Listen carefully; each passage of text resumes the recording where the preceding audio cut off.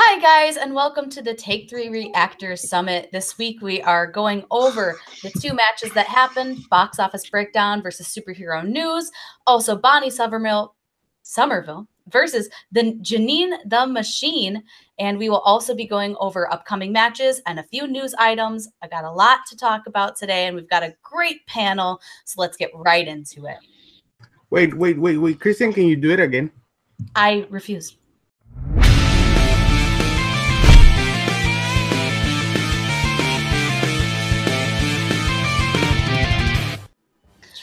Hi, guys.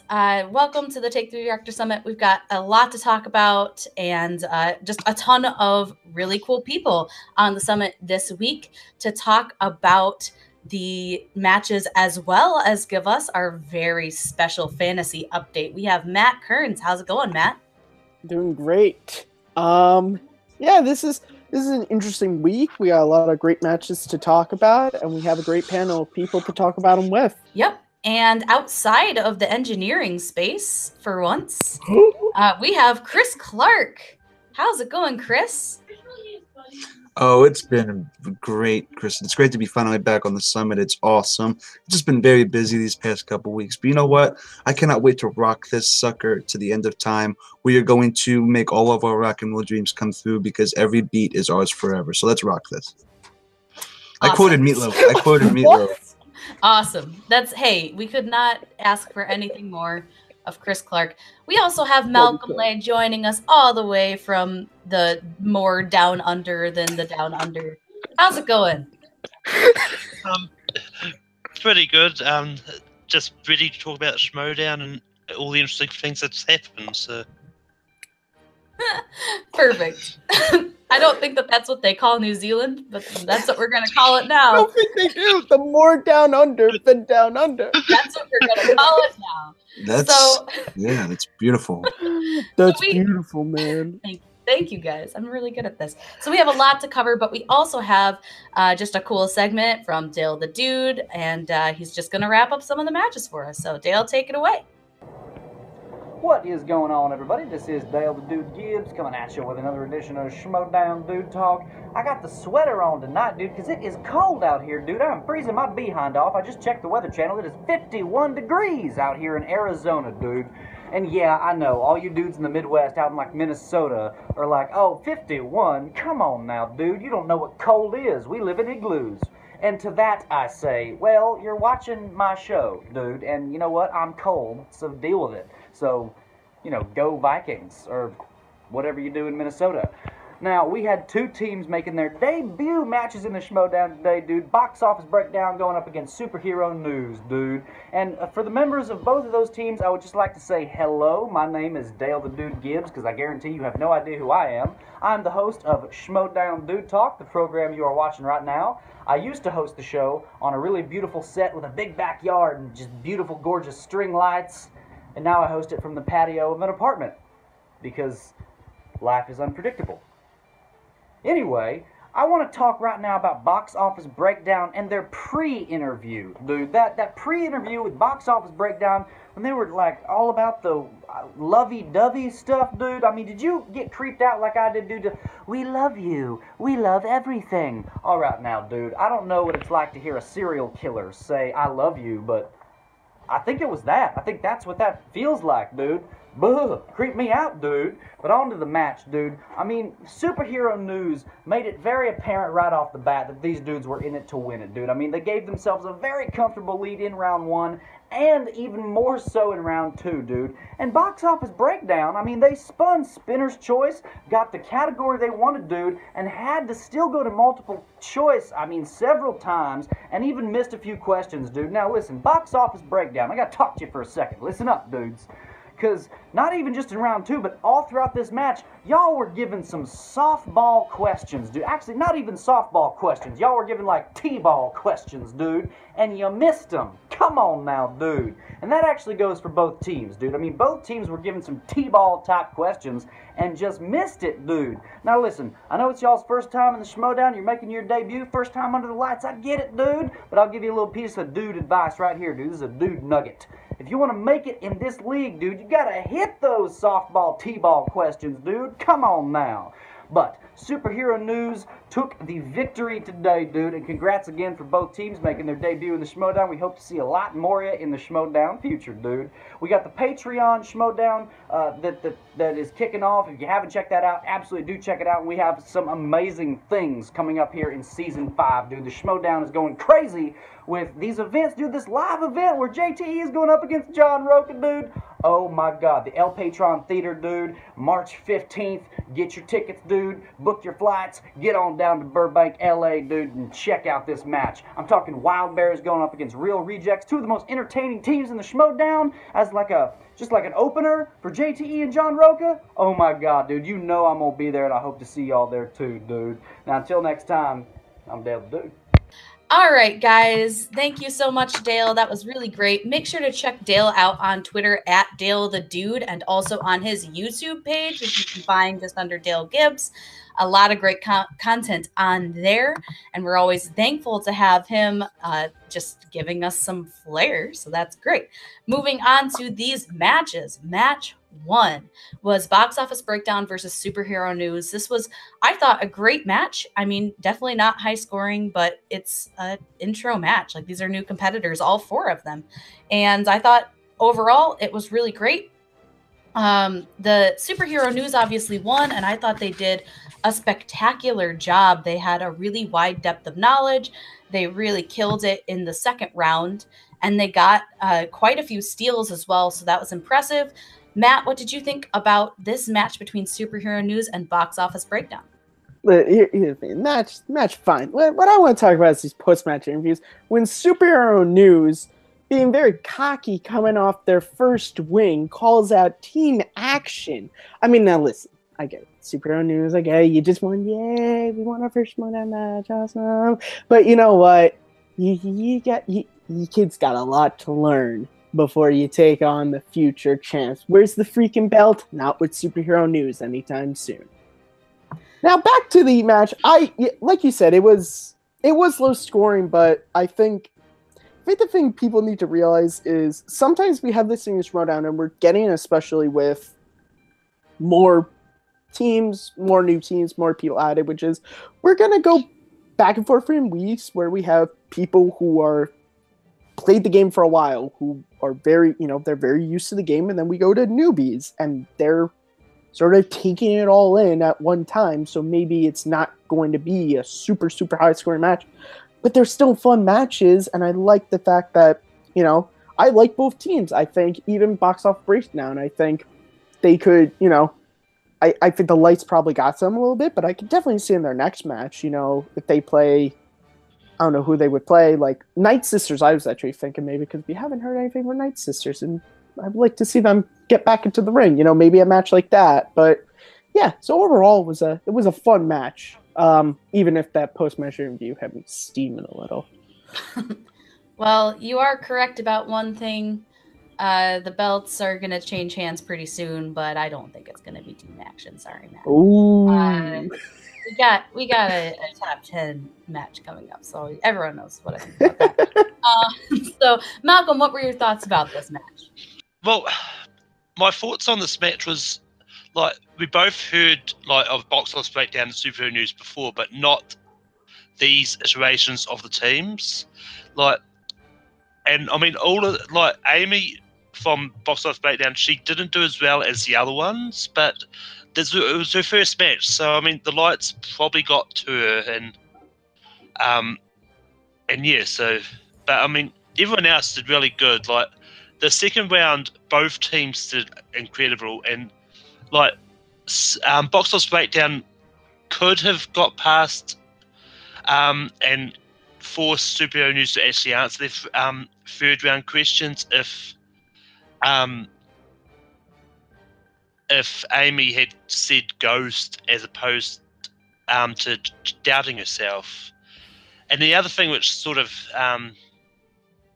came to light is the angles they were using in the post-match interviews, because whether or not the height difference, but Emma did look like she was about the same height. So I mean, and not that I'm saying that Emma's short in no regards, but it's just the angles which they were using, which were different to what they may have used before. Hey, you know what? I think that's a good take. I've noticed a little bit of weird camera angles and them doing some close-ups in those post-match interviews as well. So it's they're changing it up. I think it's a good thing, but we'll see. Chris, what were your thoughts about this match? All right, guys, look. This match, it was very, very short, low scoring. But I mean, it was short. It was low scoring, but it still ended at 20-18. That's not something to really scoff at on a debut match. Yes, one team was obviously better than the other. Amy, I think her name was, she did kind of drop the ball at the beginning, but she did, as Frank actually said in the stats segment, that she did mouth Ghost, and she does know her stuff. And I feel like both teams have this charisma that I can see them pushing forward, even if their debut wasn't necessarily the best. I think Superhero News was good. They won, but I don't. They also need to step up the game a little bit. But this still was a fun match, and going off of the post-match interviews, I feel like it was shot really well. As you saw, there was colored gels now that highlight some of the highlights in the actual screen itself, and the angles are better. It looks very crisp. The lighting is great. The cinematography is awesome. So from a filmmaking perspective, this match has really just stepped up its game from a filmmaking perspective. You look at the new studio and everything, yeah, the announce table seems a little claustrophobic. I am sure that will all improve as the season progresses. It's just they're adding on things, and they're probably still rearranging things and still trying to find their footing. But overall, this match was very good. But it did have flaws, but it wasn't a bad match, and it's not a match that you should forget about. It was a great one. Yeah, totally. I agree completely. I mean, Amy obviously wasn't on her game. She didn't do very well in round one. Frank did fine. I mean, they got 6 points, which isn't great for a first round for a team.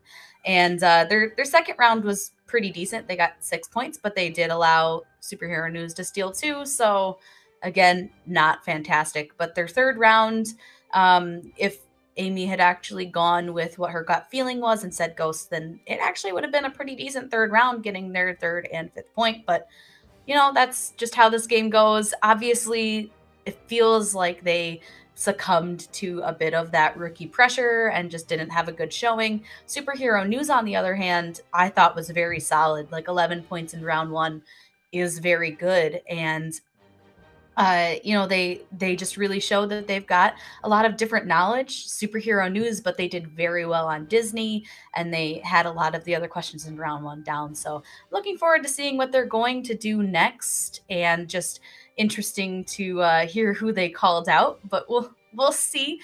If you do want to look at the stats that they had after the match, Frank did highlight that Team Action's last match, they actually had a lower accuracy rating than Box Office Breakdown. So if you go by that, then Superhero News should have this in the bag. But Team Action is definitely not someone to take lightly. So we'll see. But I'm looking forward to these guys playing again. I'm even looking forward to Box Office Breakdown playing again, because I think it's just good to have different people showing up.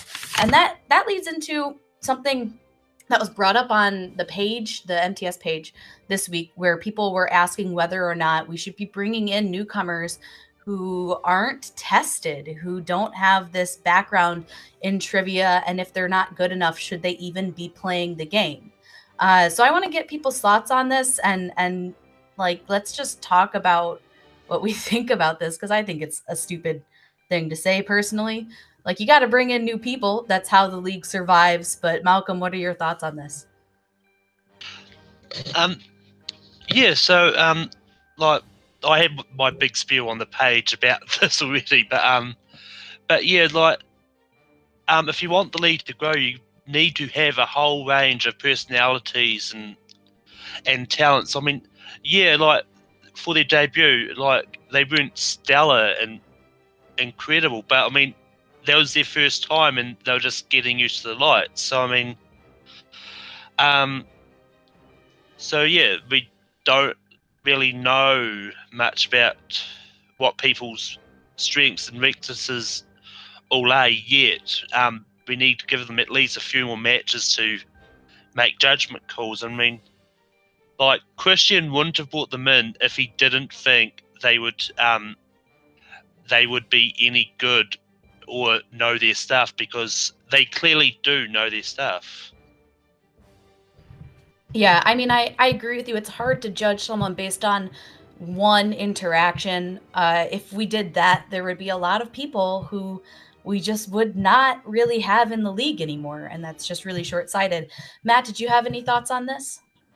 Yeah, okay, you guys know me on the summit. I usually try to keep it light, keep it fun. This is the one time I'm gonna get, okay, quote-unquote serious, this movie trivia, for God's sakes. But what are you people thinking? You people writing this stuff on the page, like, Christian Harloff and that, they would not bring these people in if they didn't think they could do it. And testing someone, like, yeah, sure, I'm not sure how the process for picking people goes, but, like, Box Office Breakdown, you realize they have a show where literally all they do is talk about movies, right? I'm pretty sure, like, I'm not sure if there's a screening process as some people said they should have. And also, screening process, like, you don't get the same questions. I'm pretty sure if in a screening process for the Schmoedown, if I got all Star Wars, Star Trek, Indiana Jones, and Back to the Future questions, I would be amazing. But if I got out there and I got horror, Oscars, I would suck. Also, you're under lights for the first time. You're in front of a crowd for the first time. That stuff gets to you. Also, if we're going by this, they suck in one match, oh, they should probably never play again. Well, then, I guess John Roca, he missed Bespin in his first match, and he hosts a Star Wars show. Guess he should never come around, right? And John Roca, like, he never did anything in the Schmoedown, ever, right? JTE had 2016. He should probably just never play the Schmoedown again, because he's never going to do anything beyond that, you know, not making it all the way to a freaking triple threat match. I mean, this is just, we want new blood in the Schmoedown. And sometimes that means the new blood has to get used to playing the Schmoedown. I mean, would we like the roster to be everyone from 2014 and never see the likes of Dan Murrow joining, or Rachel Cushing, or John Roque? Like, just keep everyone who played in 2014 are the only Schmoedown competitors we want. If you honestly are going to say that, and I know people, you commenters, are going to be like, well, can't we be okay because Mark Ray was there? I would. But that's not the point. The point is, we want new blood and we want new competitors. And the way you get new superstars is sometimes, you know, it's like, Evan would know who said it, you know, start from the bottom, now I'm here. I don't know who said it, some famous rapper, singer. That's all I have to say about that. Well, Chris, I'm not sure what else there is to say, but do you have anything else you want to add to this? Sigh. If you went by that stupid logic in that group, Robert Maya Brunette would be gone. He wouldn't have a chance or a prayer. And by that logic, and that logic just by itself, I have to shoot this down. even if you lose, you still have charisma. You still will worth it for the production value of the actual episode itself. You guys don't realize how little of a percentage the actual competitor in a match is when you layer on the editing, the graphics, the direction, the actual setup of the actual show itself, and everything involved with all the nooks and crannies of the machine that is the Schmoedown. The competitor itself is a very small fraction of that. And to say that that competitor can take that competitor out, and you have to, and that little section just needs to be perfect for everything else to work, is an insult. I feel like the competitor is there for the actual show itself to be entertaining and for you to have a good match or a bad match or whatever match you have, but there's so many other nooks and crannies to this machine that's the Schmoedown that it shouldn't matter. If the competitor sucks, that's fine. It's their debut match. If the competitor continues to suck, that's fine. As long as they are having fun and they're bringing something to the show itself, none of that should matter. Like, I'm going to use Robert Maya Burnett as an example. He lost every single match last year. every single match in his singles career. Every single one. But do you know who one of the most notable personalities of last year's Schmoedown was? Robert Meyer Burnett, and that is objective. He's had so many storylines revolving around him. He's had this personality, he has this arc, and he is Robert fucking Meyer fucking Burnett fucking yeah, baby. And look, Robert Meyer Burnett is the pinnacle of the Schmoedown. And when you get to the pinnacle, everything else just falls into place, and I hope that made sense. Well, the pinnacle of the Schmoedown is someone to the likes of Tom Dagnino, who, if we're going based on trivia knowledge, we would not have Tom Dagnino in the Schmoedown. And to you commenters, do you want to lose Tom Dagnino in the Schmoedown? Well, I don't think so. Well, Tom Dagnino is not a necessity. Really? Oh, I disagree, and I'm not. I think he would disagree, and I think he would disagree with saying Robert Meyer Burnett is the pinnacle of the Schmoedown. How do you, but you know what? This conversation is definitely not a necessity, so we should just drop it. No, I mean, I agree with what everyone's saying. This is not to attack people who are making these. That's your opinion, and that's perfectly fine. But just, you know, our general opinion is that we have to grow this league, and the only way to do that is to get new competitors and new blood in here. And specifically, we need people with different backgrounds. Well, Matt might have been attacked, but in general, we don't want people to feel like we're attacking them. This is I was attacking them. Okay, fine. Everyone's attacked. I'm not. That's fine. Do whatever you got to do, guys. Awesome. But you know, I should say that. We generally need to bring more people into this. We need to bring more people with different backgrounds, people who have different specialities. We can't keep having the same people win everything. You know, we can't have the same people competing in everything. We need to have some different stuff. We need to get more females. This is a great match. It had great backgrounds and diversity. We had 2 female competitors who are new to this league. One of them showed up. One of them had a rough game. Let's give them some credit for being out there and showing up and being 2 rookie teams on this show and facing all the criticism that people bring, because everyone on the page is super harsh when people don't compete well. So let's just give them credit where credit is due. I thought they did a spectacular job, and I don't know that we would be having this conversation if Box Office Breakdown didn't. They presented themselves as like the faciest of faces. Like they were like sugar, spice, and everything nice in a team. And if they had been heels about it, I don't think we would have been having this conversation, because you look at the wild berries and everyone loves the wild berries. But what have they done as a team? That just made me think of something. So Box Office Breakdown has been both a face and a heel team in the Schmoedown. And wow, Kristen, this is why you're hosting, and I'm just a panelist. You figured this stuff. I made notes, guys. So we're going to move on to match 2. This match I really enjoyed, and to help us get into the discussion of this match, we have a great interview with Jeannie herself, and we'll hit it right now. Hi, guys, and I am here with Jeannie the Machine after her Schmoedown debut, where she was victorious over Bonnie Somerville. I am super excited to be talking to you about this. How are you feeling after your win? I'm definitely feeling awesome. I'm glowing a little bit, you know, feeling a little cocky, so I'm doing pretty good. Awesome. Yeah, I mean, I was on the reaction with you, and we were just like freaking out when you won that last question. It coming down to like a day to remember, a walk to remember. Like that was like a mind-blowing finale. How what was that like? Well, I feel like the progression was actually really fun. I mean, you know, I was winning in the first round, she was winning in the second round, and then we were tied in the third. And just that sudden death, I was like, once we both were getting them right, I was like, this is going to go on all day. And then she just flubbed on that word, and you know, it was all over. Yeah, definitely. I mean, it was a really exciting match. And I know sometimes people think that low scoring matches aren't as good, but I thought it was fantastic. Oh, yeah. I heard really that a few times. Yeah.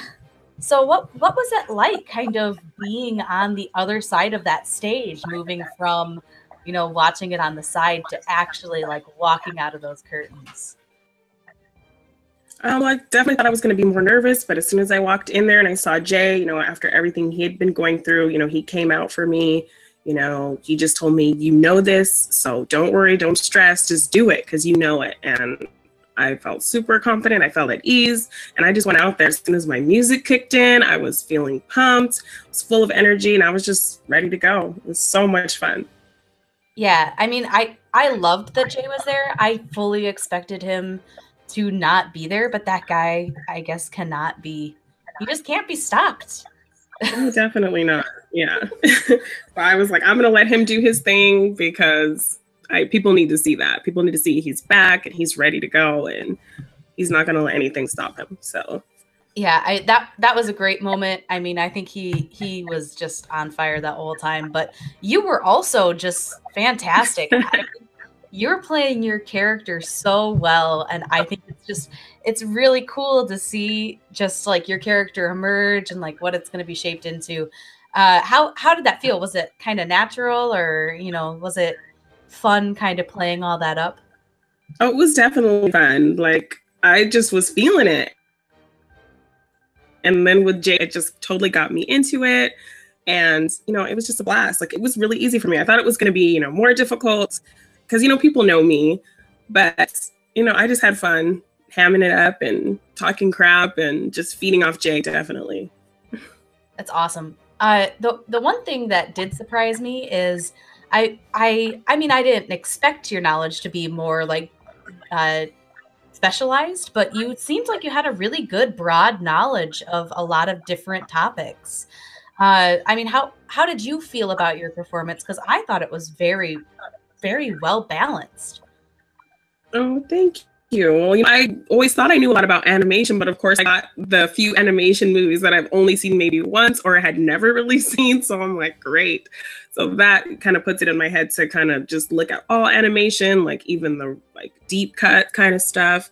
But I'm usually pretty good at knowing things about movies, even movies I haven't seen before, because I pulled that Malcolm McDowell and I've never seen A Clockwork Orange. It's just things I know about movies and just, movies, being classics and things like that. Like I have a lot of information just in my brain about things, even if I hadn't seen it before. So that's awesome. I mean, that's really great to have that ability to recall things even after you've not seen them. So I think that will suit you well. So coming into what you're looking at in the future, what do you think you'll do differently next match? Will you kind of train a little bit beforehand? Will you just, find ways to take your mind off of the competition and go in it and just play trivia? I mean, there's a lot of different ways competitors kind of go about this game. So what do you think you're going to do? Well, I've heard a few people tell me, I was a little too, so I need to just focus on covering my board better so people aren't peeking. And yeah, just stay focused and just make sure I keep my, education of stuff really broad because they can ask you anything.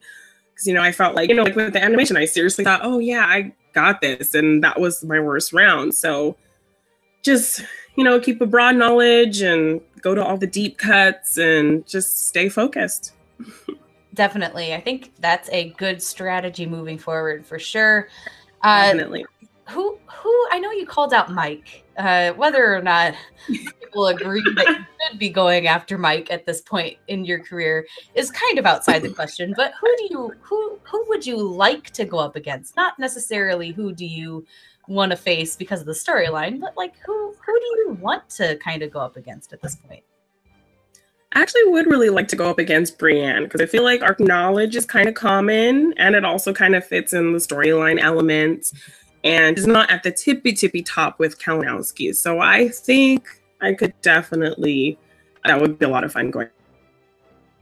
Yeah, I think that would be really cool with the storyline too. That's awesome. That would be really cool. So at the end, I think we were either confused or were reading into yours and Jay's post-match interview maybe a little bit too much, but were you guys teasing a team up against Mike and Brienne?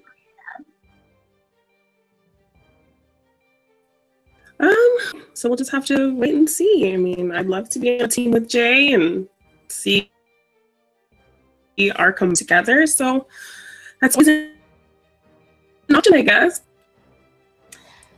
I mean, I think that would be So I think that'd be really cool. But yeah, that's what we got out of it. So if that's in the cards, I think that'd be awesome. So the other thing is, like, if you are thinking about moving into other leagues, I know you just broke into this one, but what's the possibility of you like joining a team or going into Inner Geekdom? What do you think about that? I don't know. I think I could do a team. Like, Jay also announced Yale Teagle as gonna be joining our league, so I would love to team up with Yale. That would be a lot of fun. So, you know, anything's possible. I don't know about Inner Geekdom. I still would have to study up on my, you know, Lord of the Rings, Star Wars stuff a little bit more. But yeah, I definitely think I would love to take on teams eventually too. Yeah, I mean, I just think that you had a great debut, and I would like to see competitors kind of competing in more than one category, because right now we don't have a ton of them that do, and yeah, no pressure on you. Do what you got to do. I want to take over, like, for the girls, for the fans. Perfect. That's exactly what you want. But just so you know, this was one of the first matches that I actively rooted for the heel, because I was very excited to see you in here, and I'm so thrilled for you that your debut went so well. And we want to thank you so much for coming in and interviewing with us about this, because we're all excited for you and cannot wait to see what you're going to do next. Thank you so much, Happy. Thank you for having me, and it's definitely a blast. I had a lot of fun. Yeah, I mean, I think that was apparent. You just looked like you were having a blast. So. But yeah, so thanks so much. We really appreciate it. We are looking forward to talking to you again before and after your next match. So we're gonna shoot it back over to me again in the great.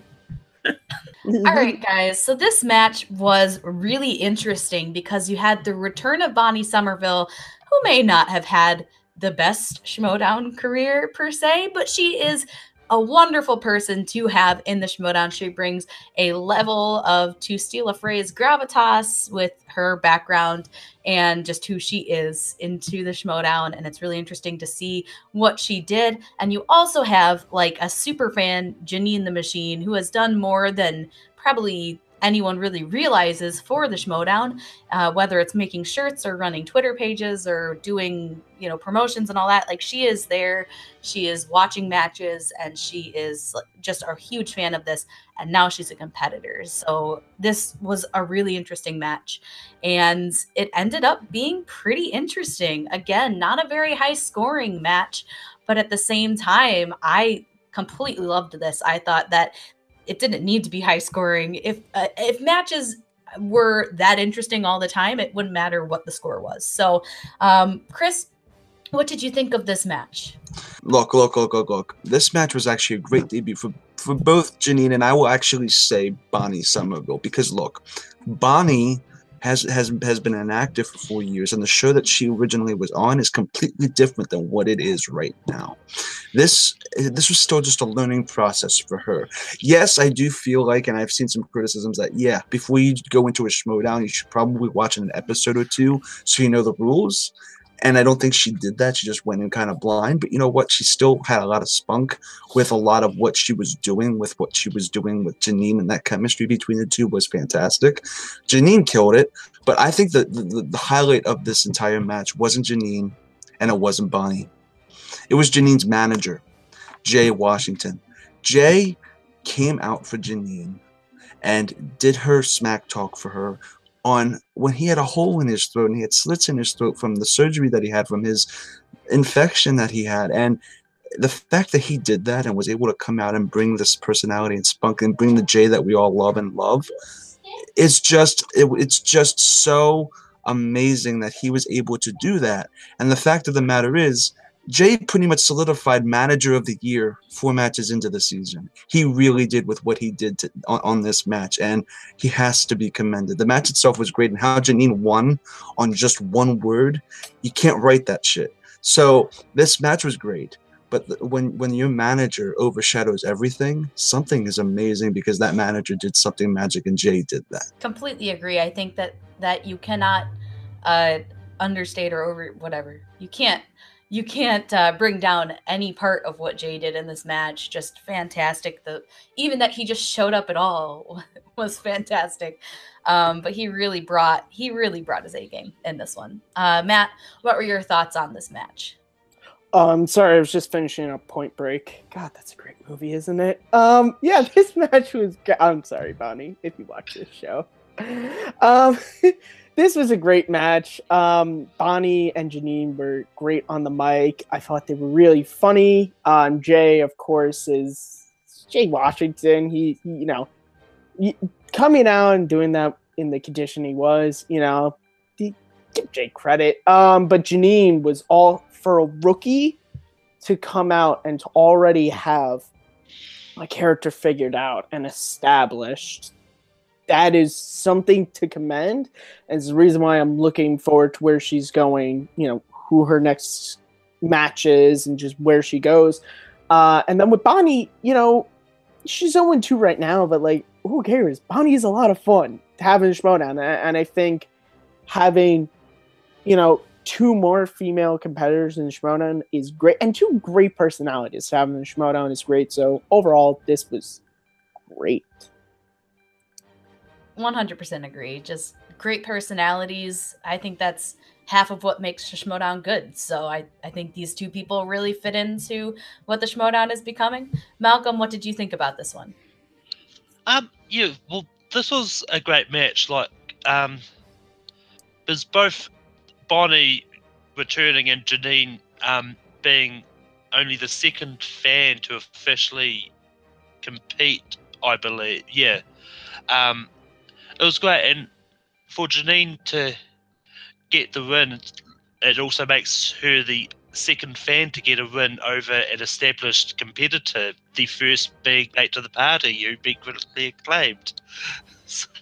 But yeah, and I mean both brought it, and I mean it was heartbreaking for Bonnie to lose just on that one word alone. It's but for it to go to sudden death, because neither of them had a great third round. But I think, in regards to Bonnie and the rules, I think that she may have been sufficiently explained the rules beforehand. But with it being under the lights, it really makes even the seasoned competitors forget the rules quite a bit. Because I think Mark Ellis has made a few comments about asking for multiple choice in round 3 when you know that you don't do that. So, yeah, but overall it was a fun match to watch, and two more great females.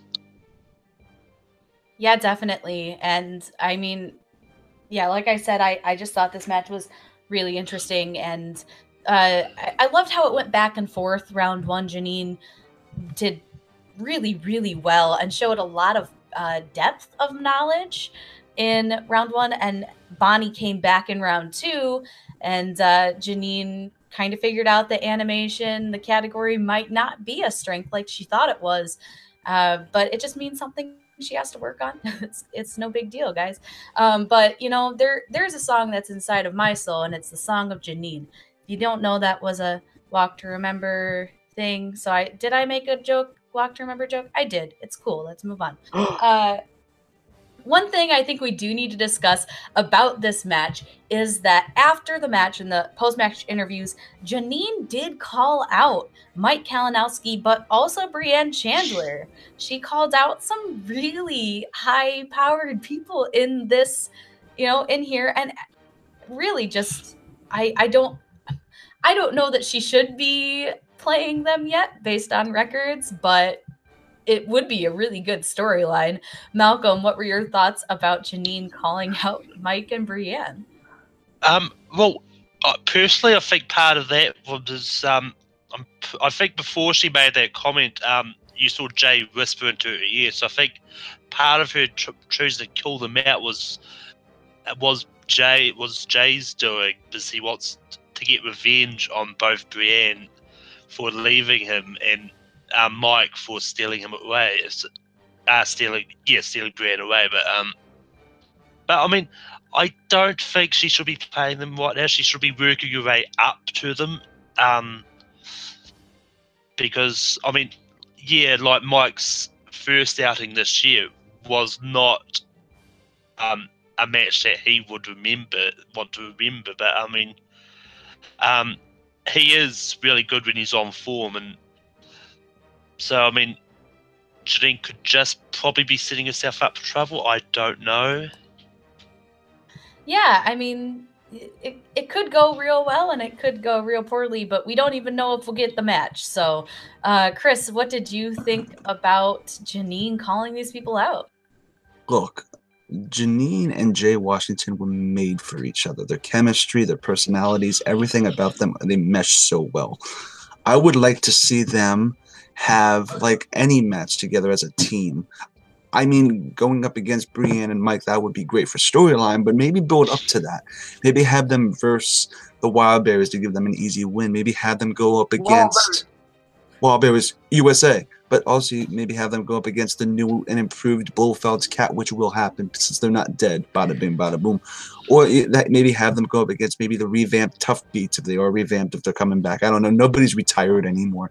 See, look, I feel like this team will have so much spunk, so much charisma, and it would just be like, oh yeah, it would be so good. It would be so hip, and I feel like it would be something to make the world proud. It would be like really good to make the world proud, and it would just be really hip, and I feel like it would be rocking 110%. It would be amazing.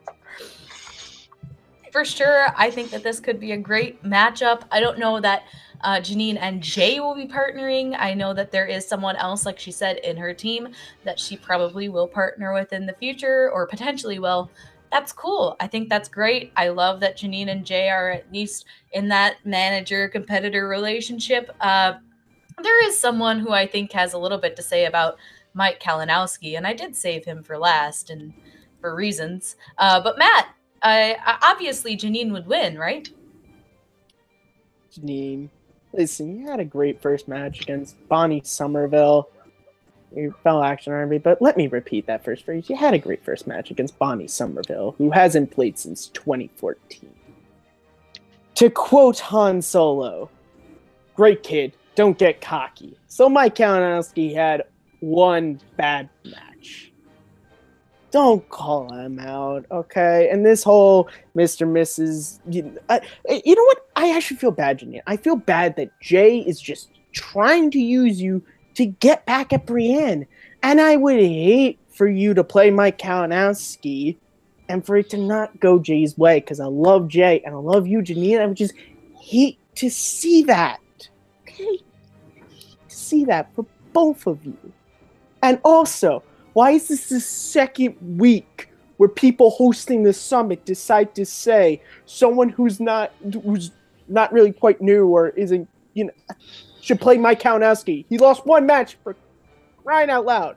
Kristen and Jacob just have a thing. They talk before the summit. They go, how can we mention Mike? How can we mention a match where we might lose just because we like reactions where Matt cries? Hey, I didn't say this match should happen. I just said that they teased it, so it's not my fault. I just cover the news. Now we are going to throw it back to you for your fantasy update. This is the first ever live fantasy update. So brought to you by fantasymts.com. Matt, why don't you take it away? Okay. Hey guys, welcome to first ever live fantasy update brought to you by fantasymts.com for all your fantasy Schmoedown drafting needs. I'm your live host, Matt Kearns, for this live Schmoedown fantasy update hosted by fantasymts.com. We're doing the Take 3 League today. First thing we gotta go over here is Take 3 standings. In first place with 70 points is Team Corgis with our own second host of the summit, Kristen Smith. Whoop whoop, what up? Top 10. It's keeping you up there. All right. In second place, we have the Penguins, Chris Clark, with 57 points. He has a great team, of course. He's riding the high of that celebrity match from last week where he had both of the competitors. I apologize that next week he's not going to get as many points. But, hey, is what it is. In third place, we have me with the Yodi Alliance because, yeah, my name is the Yodi Alliance with 38 points. I got Rachel Cushing on my team, so you know what? I'm in good standings. In fourth place, we have the host of the Reactors Summit. Jacob Blunden with That Movie Geek, what an original name, with 27 points. In 5th place, we have the man, the sleeve cutter himself, Tiny Carrots Evan DeGraff with 22 points. In 6th place, we have Abe Flores with Super Epic X Team with 20 points. And sadly, but as I like to say every week, fluctuations, we have Morton Jen's Schmo Boys with only 9 points. It's okay. So again, like I always say, these standings, they're gonna flip-flop and switch every week. Now we move on to the second part of this fancy update brought to you by FancyMTS.com for all your fancy Schmoedown drafting needs, which is Take 3 Trades. Okay, so first up, we have That Movie Geek. Jacob Blunden has swapped Emma Fife for Jeannie the Machine. This is a smart trade on Jacob's behalf because Emma, sadly, since the Manager's Bowl, there's no match set up for her for Night Sisters. There's no Energita match announced for her. There's nothing on the horizons, whereas Janine is a new competitor. She's hungry. She just won a big match, so we're definitely going to see her compete a lot. And the last trade we had this week is Team Corgis, in which Kristen Smith has traded.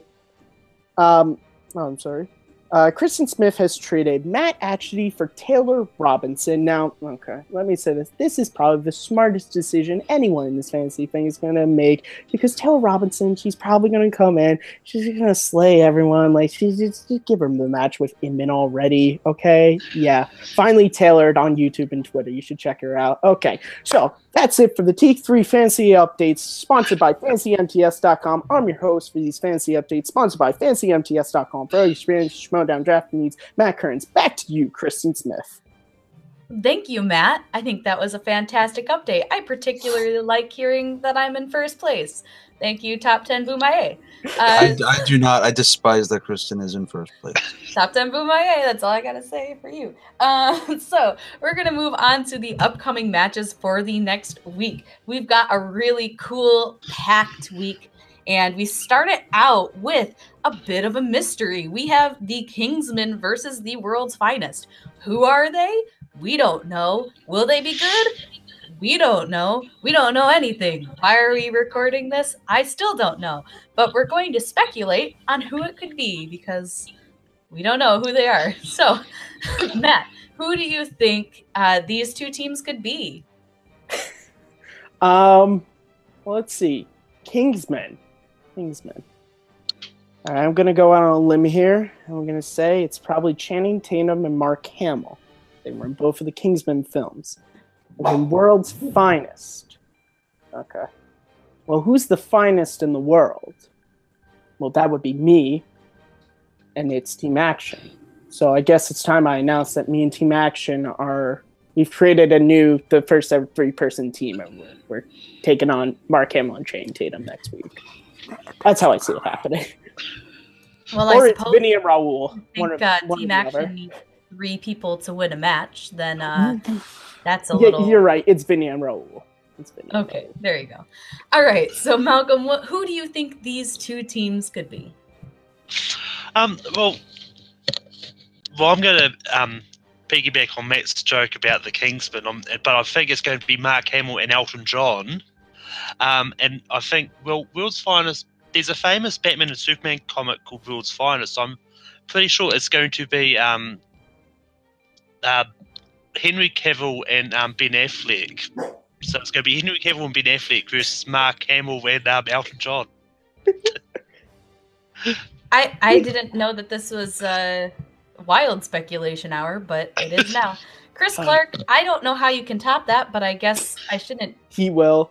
You will. How? Who? Please, just enlighten us. The Kingsmen are going to be Humpty Dumpty and his wall because all the king's horses and all the Kingsmen couldn't put Humpty together again. Well, yeah, he did it. That's what I think the Kingsmen is going to be, and then World's Finest. It's probably going to be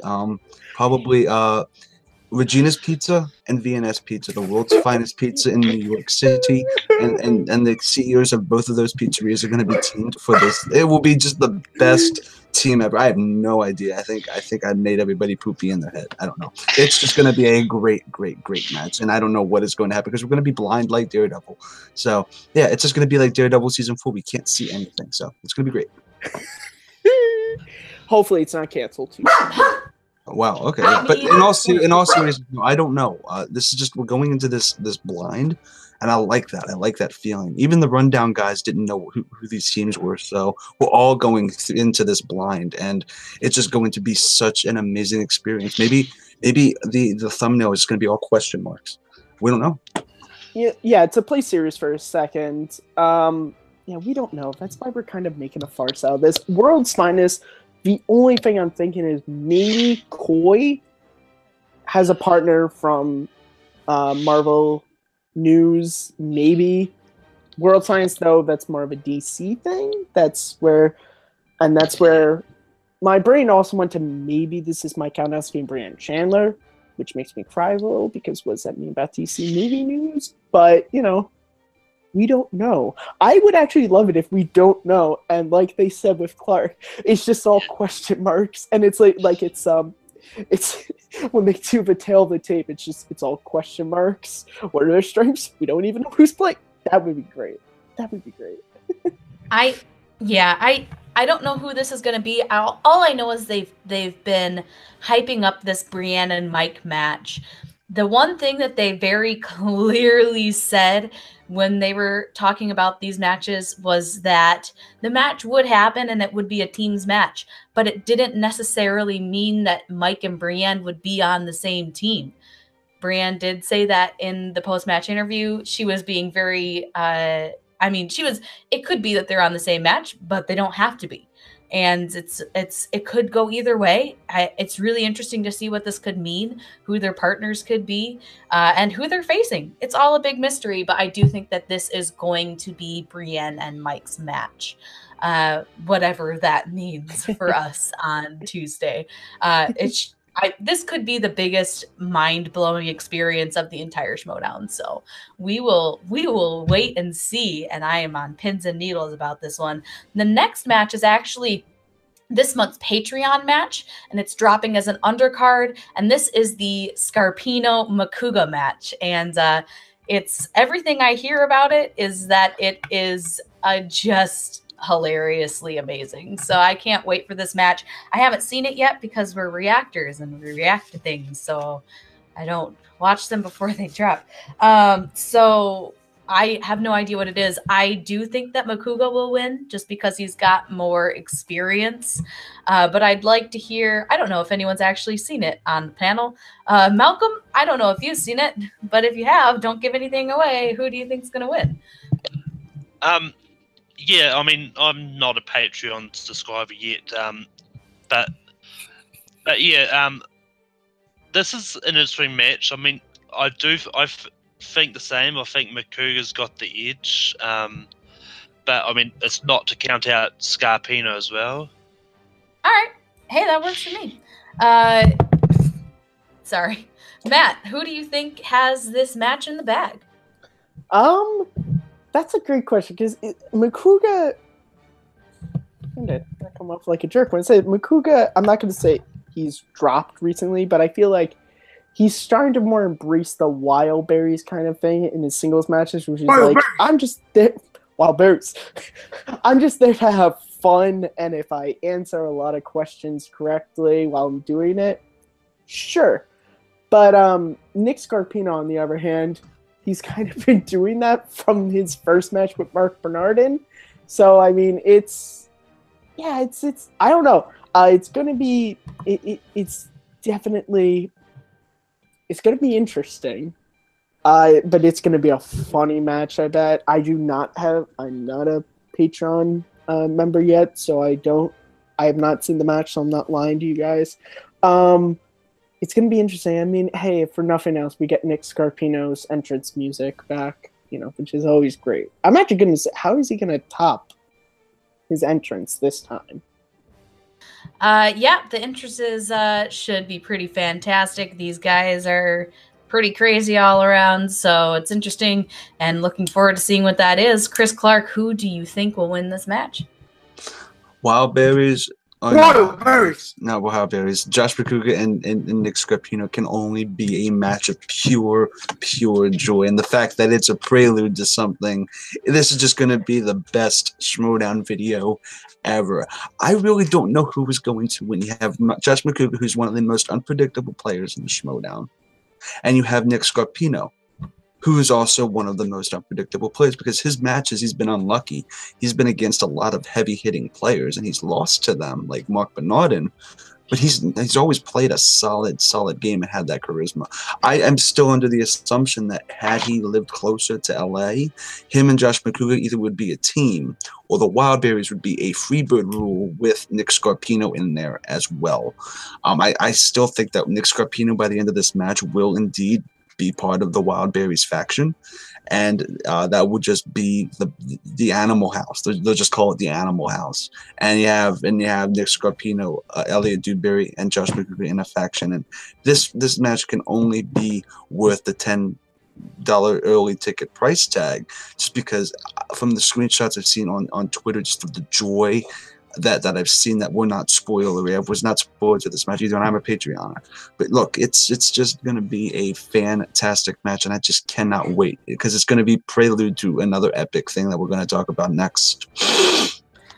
Yeah, I love the idea of the Animal House. If that doesn't happen, I'll be super sad.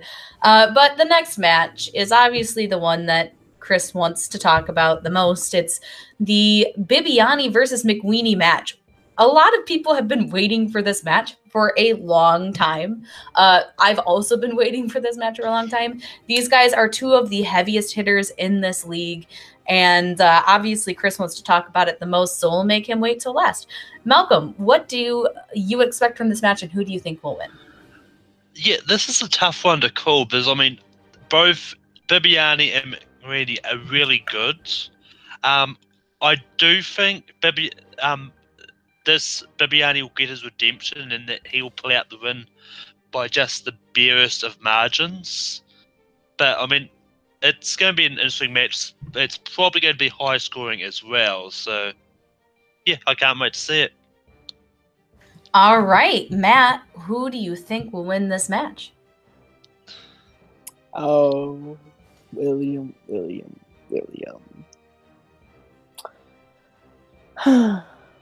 I'm just building it up.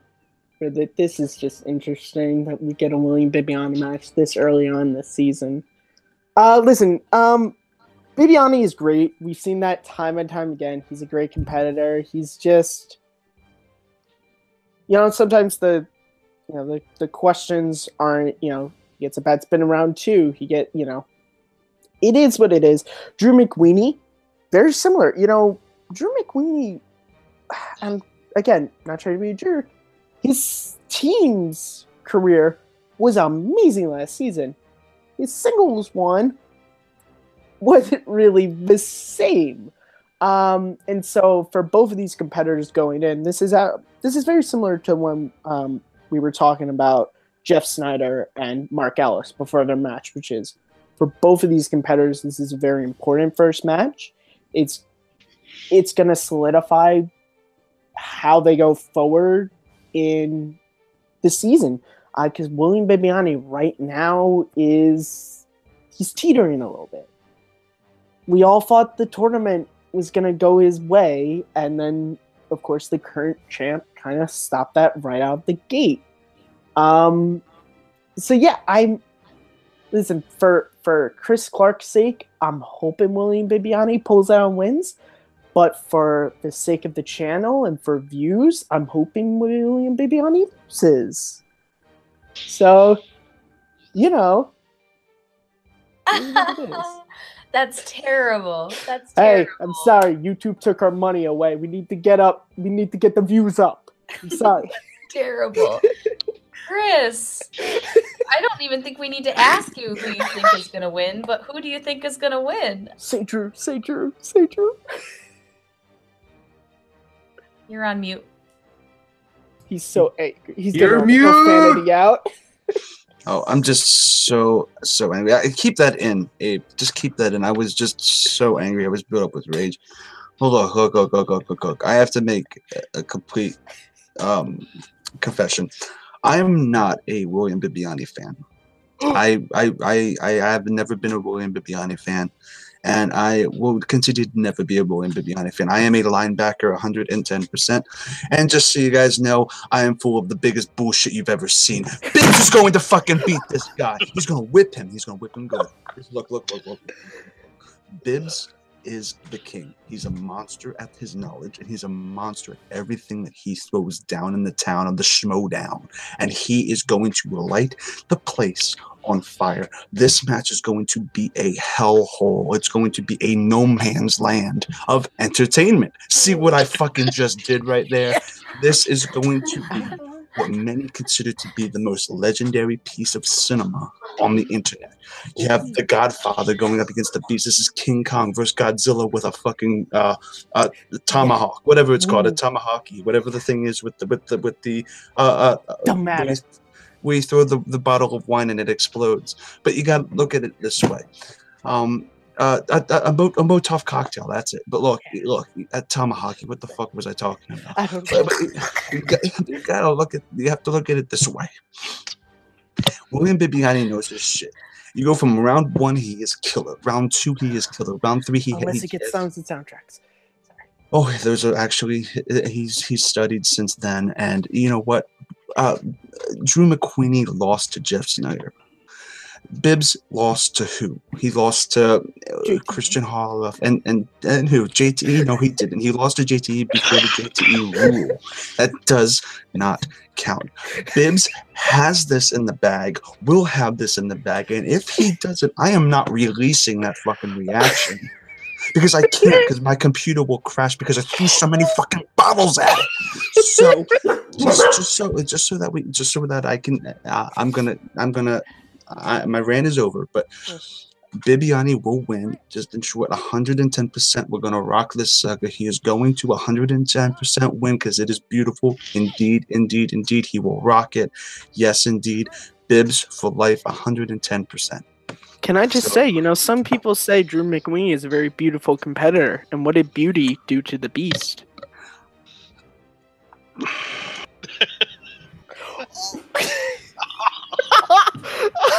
So, yep, that happened. This should be a very interesting match.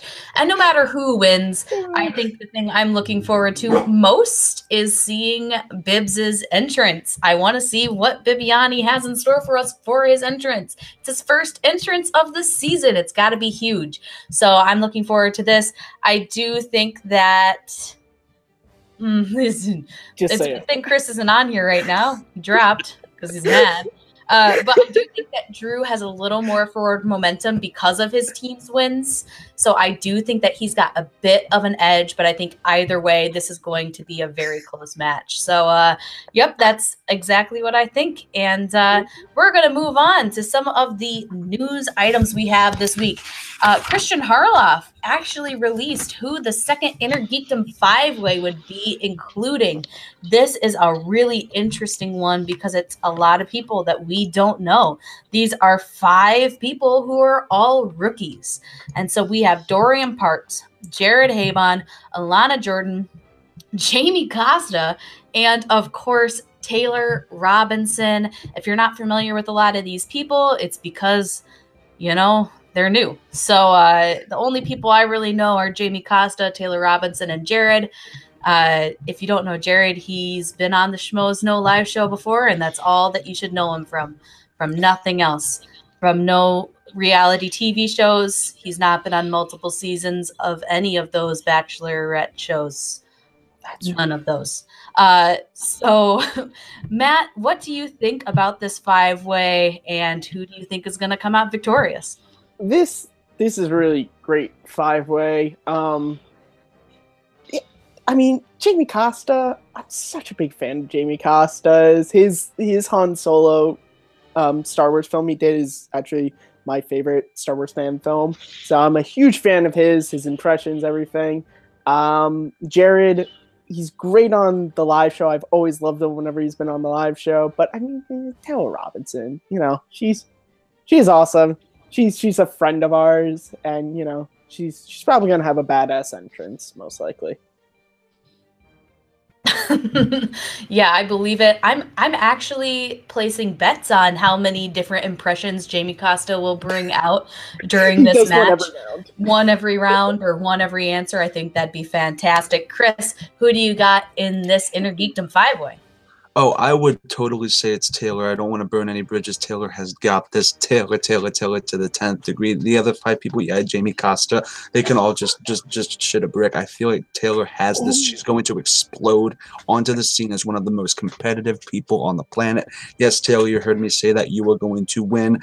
I just realized, and my doorbell just rang, but just before I leave and Christian throws it to somebody else because I need to get my pizza, I feel like she will be amazing. She will be awesome. So, Taylor, I did not curse you though, but she's got this.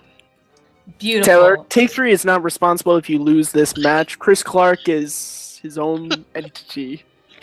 He's not cursed a lot of people yet this round or this season, so Yet, but we'll see. But now I want pizza, so we're gonna move it on to Malcolm.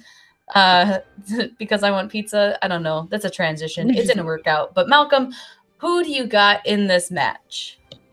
Well, I mean, I did not create a fan page dedicated to Taylor just to say that Taylor's not going to win. So I think Taylor's going to win.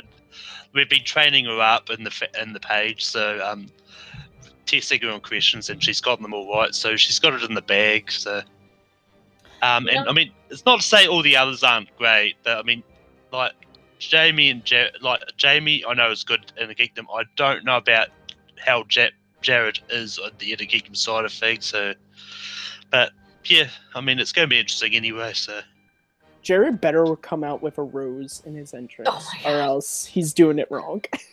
I'm looking forward to that. We'll see. He has a rose for every one of the other 4 competitors. That's how you do it. From what I know of Dorian Parks, he's definitely not a competitor to sleep on. I think he's going to do very well. I'm not as familiar with him, but I do know that he will be a really great competitor to watch out for. The other thing that's very interesting about this is that we get 2 female competitors debuting in this match with Alana as well, and also Dorian Parks being a Black person, so that's awesome. We got the diversity, we got the females. This is the Inner Geekdom match we have been waiting for, to bring new competitors and new backgrounds into the Inner Geekdom. I love it. I love it 100%. I do think Taylor's going to win because she's on my fantasy team. I wouldn't have put her there if I didn't hope she was going to win. So the other thing about this Inner Geekdom 5-way is that Jason Inman has actually been on Twitter. He's been kind of feuding with Mark Donica the past week. And to me, that seems like he has a lot of faith that Mark is going to make it past the, that 2-person match to figure out who places against Inman. What do you guys think about this? Do you think that this is kind of them not thinking this next 5-way is going to be that important? Or do you think that this maybe is just a really big oversight? Chris, what are your thoughts? Oh, yes, totally. I feel like it's a huge oversight. It's going to be amazing. I forget what you just asked me.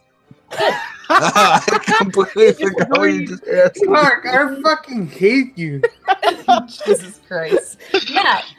Matt, what are your thoughts about this Twitter feud and them just really going at it and potentially overseeing some of these competitors in this 5-way? Here's the thing with Mark. He won his fatal 5-way, and he earned it. He played great in it. Don't come after the champ, Jason Inman. I mean, the guy has proven himself time and time again. He dresses like William Riker, for crying out loud, so don't get cocky, kid. I do think, having gotten in Twitter battles related to the Schmoedown, John Roca, I'm looking at you, sometimes you get heated and you just forget things, you just forget stuff and you just say things. So I think it was an oversight between the 2 of them that, that there's another 5-way and another person which would make me so happy if the winner of this 5-way beat Mark. And so that whole Twitter thing was for naught. Absolutely, 100%. I think that's exact. I love it when people get so overconfident and then they just lose, because I think that is like the story of the Schmoedown. Like, don't get overconfident about the Schmoedown. That's what happened with John Roca. He got really overconfident and then he lost the matches. Dan Murrell was on the top of his game and then he lost the belt. I mean, don't get overconfident. We can't drill that into people's heads enough. Chris, do you want to try this again? Oh yes, totally. Look. I feel like, that's just going to be a huge match between Mark Donica and Jason Inman. I remembered. Sorry. I just got a couple of really important emails. You know what, Abe? Keep that in. It'll be fine. It'll be glorious. Anyway. But look, I feel like Jason Inman versus Donica would be. I'd love how Twitter is just improving their spoon on Twitter. If you're not subscribed to the competitors over Twitter, you have another like 100 it's like the Schmoedown is like the tip of the iceberg, and the underneath the iceberg is Twitter and all the Twitter interactions. So you know what? It is great. It is great entertainment. And when people blast at each other, when people get angry at each other, when people yell at each other, it's all funny as fuck. And you can lay in your bed, eat some cheese curls, and be like, they're miserable, but I can just watch this and have my good old time. So you know what? Twitter is amazing for what it does to the Schmoedown. Clark, you didn't answer a question again. That's fine. Oh, did I? We'll take it. Oh. I now I want cheese curls as well. She was asking about sucks. if the second match in this whole Twitter battle is an oversight. It's cool. Oh. Another match Mark had. It's cool, Chris. We'll take it. Malcolm, what were your thoughts on this feud, and if this is a complete oversight of theirs? Yeah, I believe this is Mark being overconfident and completely not thinking that whoever wins this next one will beat him. But I mean, let's also say he may or may not be Lions Den, so we don't know yet. But yeah, it's interesting, that's for sure. You don't aim for the champion off one win, that's for sure. Yeah, it's hard for me to say this any other way, but when you start making it a sure thing that you're going to be facing someone before you even know that you're going to be facing them, that is a bit of an overstep to me, and it is kind of the beginning of the end sometimes. So I hope that Mark understands that it's not a sure thing that he's going to be going up against Inman. Mark is incredible at the Inner Geekdom, and I do see him as a pretty sure chance of winning against whoever does make it out of this second five-way. That's not to say anything about any of them. It's just Mark was incredible in his first match. But do I think that they should be counting their chickens before they hatch? Absolutely not. We do have the last piece of our news, and that is the new Patreon match for next month was announced as RB3 versus Stacey Howard. Now, I don't think that these two people line up in terms of their record, especially after Stacey Howard did beat Mark Ellis in the not the championship, but the tournament of last year. I think that this is a little bit of a weird lineup, but I do love that they're bringing our RB3 back in, and I always love Stacey, and I always love to see her compete. Malcolm, what are your thoughts about this upcoming match? Well, I mean, this is like as you said, it's an interesting pairing because like Stacey Howard with her. With what she did in the tournament, it put her really high in rankings, and like I don't know what RB3's record is now, but I can't remember. But that's it. But the fact he's coming back, it's gonna be interesting. It's gonna be interesting to see like if Cobbs is still going to be his manager or what's happening with the faction. Because like I don't know what is. There was the Young Bucks, there is the Young Bucks. I don't know what's happening with the Young Bucks. So, yeah. Definitely. Chris, what do you think about this upcoming Patreon match? As I said earlier in the episode, I feel like nobody's ever retired. And the fact of the matter is, I I feel like RB3, like it's a weird matchup actually, thinking about how Stacy's performed in the past and how RB3 hasn't necessarily been the best. He hasn't really been. But you know what? RB3 is an amazing guy. Stacy's an amazing girl. I feel like it will be one of what I would say, it's still an unpredictable match. I think they're still at the same skill level. It's just that their records are kind of lopsided just because of how much more Stacy has played. But, you know, it is what it is. I feel like there's no way to really predict it. I feel like they both have an even chance. If you put a gun to my head, I would say probably Stacy has this in the bag. But, I mean, RB3 can stand a chance. I would say it's an odd choice for a Patreon match. It really is, but we'll see how it goes. And it can't be. It does sound like an undercard, and if the undercards are now the Patreon matches, and that's what they're doing with them, I guess that makes sense. So this being an undercard does make sense. So why not? It's just more Schmoedown. It's just going to be fun. I can't wait to see it. Definitely, Matt. What do you think about Stacey Howard taking on RB3? Okay, first thing, Miracle, Tombstone, Overboard, Stargate, Hateful Eight. These are just a few of the Kurt Russell films that you could easily do cosplays for, Stacy. I'm just saying, you did Kurt Russell cosplay, you won matches. The one time you didn't, you lost. Coincidence? I think not.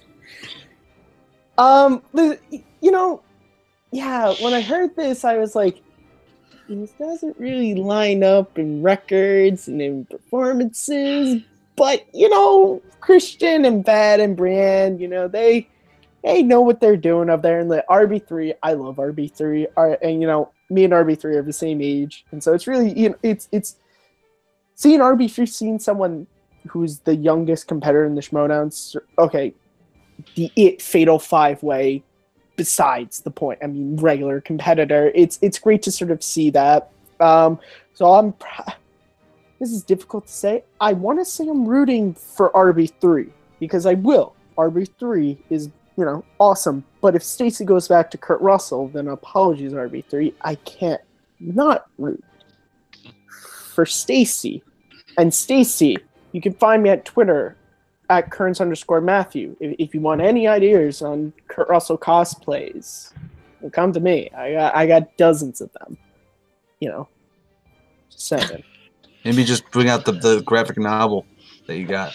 Oh my god, yeah, I can do that. Yeah, seriously. Oh my gosh. Yeah, seriously. Oh my god, yeah. Thank you, Pat Campbell. Thank you, Pat Campbell. Oh my god. Okay, well, I do think that Stacy will win this match.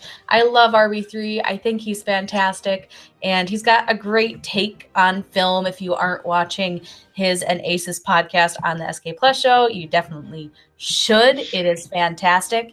But I think Stacy just has this.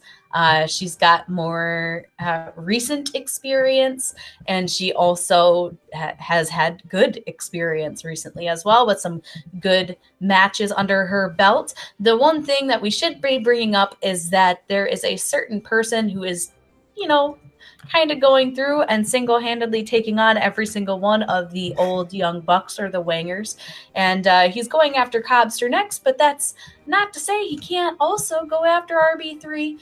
And so either way, I think that perhaps RB3 might be the next victim of the professor. And I kind of wanted this match to happen anyway. I think it would be a hilarious match. And we'll see. But it could happen. Weirder things have happened. Yeah, look, we don't know what this match is going to be the undercard of. It could be the undercard of Cobster versus Lon. That would be really funny. That would be funny. I mean, it could happen. It could be a good transition. So if that is what it is, I wouldn't be 110% surprised. Yeah, I think that that's really interesting. I don't know if that's going to happen, but I surely hope it does, because I think a Lon Harris RB3 matchup would be hilarious. Now, that's it for all of our news and our coverage of the Schmoedown. We want to thank everyone for listening to us this week, and we're going to just do our sign-offs. Matt Kearns, where can we find you on the internet? You guys can find me, as always, talking about Kurt Russell at Kearns_Matthew on Twitter. It says so in my bio. You can also find me on YouTube at MattMovies611. And you can find me right here on Take 3. I host the new show, Second Look, which premieres every Go back to the movie fan I apologize. Which premieres the first Monday of every month. Coming up, we have Armageddon. You don't want to miss a thing. And I also do the fantasy updates every week on the summit. If you guys like it live, please let us know. So I'll try to do it again live. Perfect. Malcolm, where can we find you on the internet? You can find me on my own personal YouTube channel, Malcolm's Middle-earth Media. I do have a Twitter account. It's at Malcor. I'm also on Letterboxd, the same name. And I'm on various other Take 3 production stuff as well. So. Perfect. Chris Clark, where can we find you? You can find me on Twitter and Instagram at ChrisClark8788. Those numbers mean nothing. You can find me every Wednesday hosting Suddenly Soundtracks, the show where we dissect a movie musical song by song and judge a movie solely based on the soundtrack that it provides. I'm assuming, Abe, this is going up Tuesday, right? So tomorrow, the Suddenly Soundtracks will be available for Chicago, featuring Vanessa from Late to the Party. You can also find me every Saturday editing and producing, and sometimes chiming in on the Schmoedown Rundown on SK+. Or you can find me on YouTube at No Man's Land Entertainment. Bada bing, bada boom. All right, and we want to thank our engineer for this episode, Abe. And I guess you can plug yourself if you want. Hi guys, you can follow me on Twitter at AbrahamF25 and shouting wild berries every time someone brings out the wild berries on the rundown. Wild berries on the summit. All right, guys, and you can find me at Smith_Kateson, the number, not the word, on Twitter, Instagram, and Stardust. You can also find me letting my dogs outside because they've been ringing the bell for about 15 minutes, and also hosting our live watch-alongs every weekend right here on Take 3, the YouTube channel. This week we will actually be doing a live watch-along of the Oscars, and it's going to be hosted by the winner is.